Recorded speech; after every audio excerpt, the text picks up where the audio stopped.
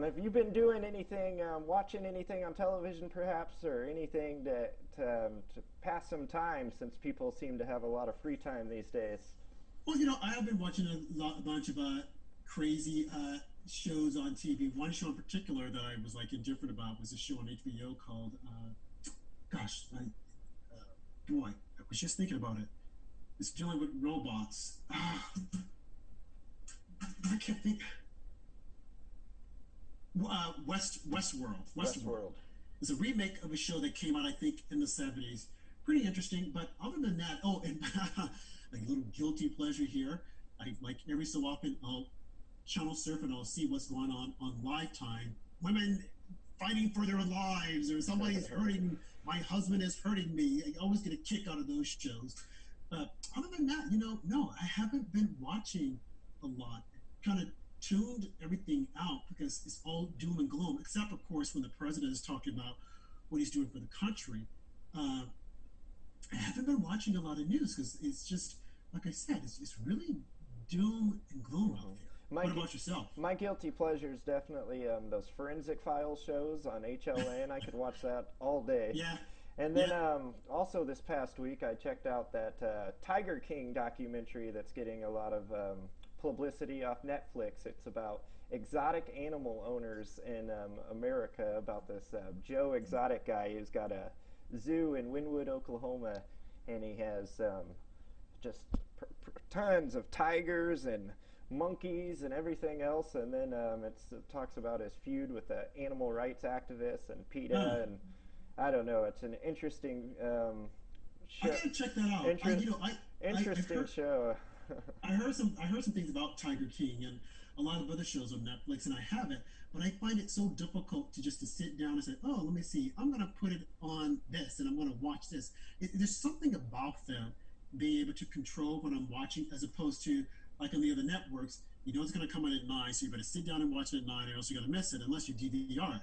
But Right, on Netflix and all these others, Amazon Prime, you can just like watch it anytime. So I guess I need to check that out. The right. Tiger King. I've also went back. It's a good time to go back and watch some old movies. We watched the Austin Powers trilogy recently. I watched Uh, 12 Monkeys the other night. I've just been yeah. watching all kinds of good old movies and old Well, I'll tell you shows. what I like. Alfred Hitchcock, Bedroom Window. I Mm-hmm. mean, Room with a View, Mm. Vertigo, and a friend of mine just got me North by Northwest. Never seen it straight through. Now, these are really old movies that when I was a kid, my grandparents and my parents used to watch, and they would always be ushering me off the bed, and I'm like, oh, what is that? What is that? I want to see it. So now I'm an adult. I've been going back watching a lot of these. And I gotta say, the movies then compared to the movies now, Mm-hmm. completely Mm-hmm. different. I mean, the quality, the storyline. The I actors mean, were so much better back then. oh my gosh, they were 10 times better. They were believable. They got into it. Whereas the people now, it's like, oh, well, I'm this person and you're going to like me. Like, not necessarily. I mean, I cannot tell you one movie that I watched this year or last year that I really enjoyed. Mm-hmm. Now, there was a movie that came out that dealt with an amphibian, like water called Water or something. It was a kind of cutesy movie, but then it had all this crazy sex stuff, and I'm thinking, are you serious?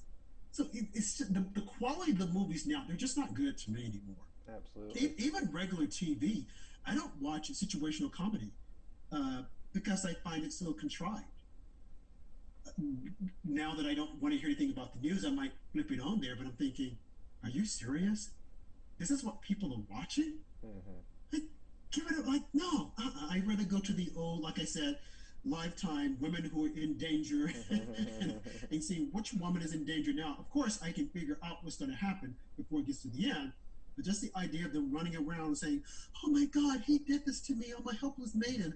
I find it rather interesting. Yes, one more thing I watched that was actually a really good watch is on YouTube. It's called Dark Side of the Ring, the Chris Benoit story. It was about Ah, that professional wrestler who killed his whole family back in, I believe, 2007. It was a yep. really interesting watch. They interview the guy's family, Uh-huh. the wife's family, and a bunch of the wrestlers. It was just really interesting to see how that all went down. I remember when that happened. It was Yeah, crazy I, scenario. I used to be a big wrestling fan. Hmm. Now I'm not so much now because I find it's like kind of fake, but it was even fake then. But I think it was Sunday. I watched the Bruiser Brody story. What happened Oh, to him? okay, yeah. Yeah, Hmm. and that stuff is really interesting Hmm. because you hear the story when it came out, He was you hear killed in all like the Puerto detail, Rico or something, right? right? By another wrestler, Hmm. and the Von Erichs. I used to love the Von Erichs Mm. and how Kerry Von Erich he killed himself, and the behind the scene on these back then these wrestlers and what they went through to obtain fame and fortune. And I think back in the days they were really into it. Now I think the wrestlers are all about, hey, this is who I am, adulate me, glorify me, yada yada yada. Some are serious about it, some aren't. Hmm. But man, just hearing those stories, it's unbelievable. The great Moolah, Hmm. the Kamala, not Kamala Harris, but there was a wrestler called Kamala The who was Ugandan supposed to be giant. yeah, the Ugandan giant from Africa. And I think the guy had diabetes. And there's another wrestler, Kane. Hmm. This guy is a politician, Yeah, he's the mayor of Memphis. right?